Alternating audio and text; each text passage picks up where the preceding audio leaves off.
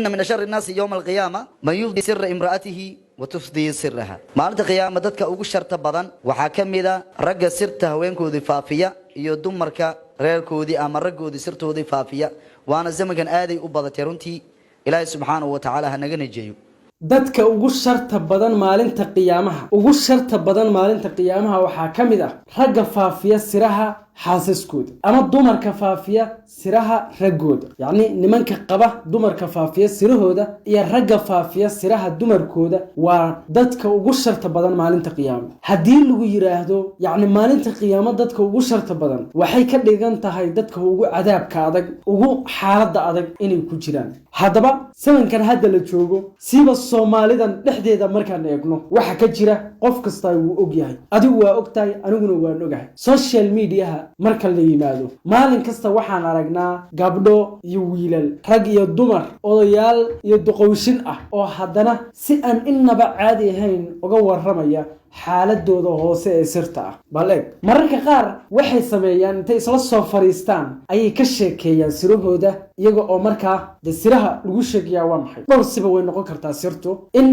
qofkan kaydadkiisa iyo waxyaabaha sida goonida ah uu isagu dadka uga qariyo oo ama hamaalkiisa ha noqoto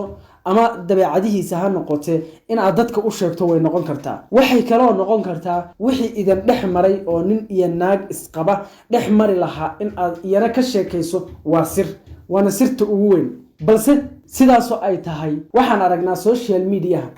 Soomaalida in nin iyo naag isqaba oo weli aan isfurin intay kala xanaaqeen kala tagay intay laba akoon furtaan iska soo dhaliila oo iska soo caaya oo haddana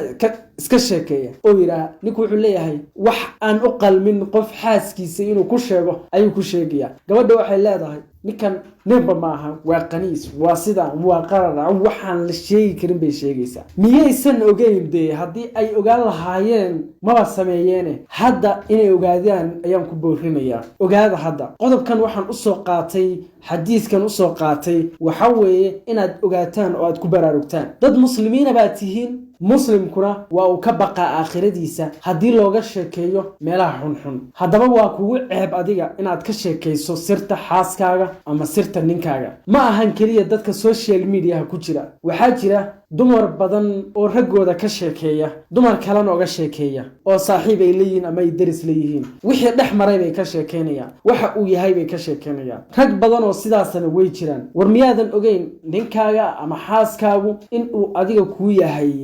dhar hada isaga ka sheekaysay adigana waad iska sheekaysay ma fahantay hadduu asaga ka sheekeeyo isna uu iska sheekeeyay qodobkaas waa qodob aad iyo aad bulshada dhexdeeda ugu faafsan oo ku dhibaataysan waxaan idin leeyahay intaad ka sheekeyn lahayd xumaantiisa iyo sirtiisa ninkaaga wanaagiisa ka sheekay intaad xaaskaaga xumaanteeda ka sheekeyn lahayd wanaageeda ka sheekay ma garatay taas adigana sharaf ku ah aakhirana badbaado ku ah aad baad mahadsantiin si ay u ogaadaan dadka aan ogeyn ee waxaan had iyo jeer sameeyaa si ay u ogaadaan muuqaalka like sar sidoo kalena u share garay qofkaad uga tuhmayso u share garay haddaad ku tuhmayso inta wacdid waxaad tidhaahdaa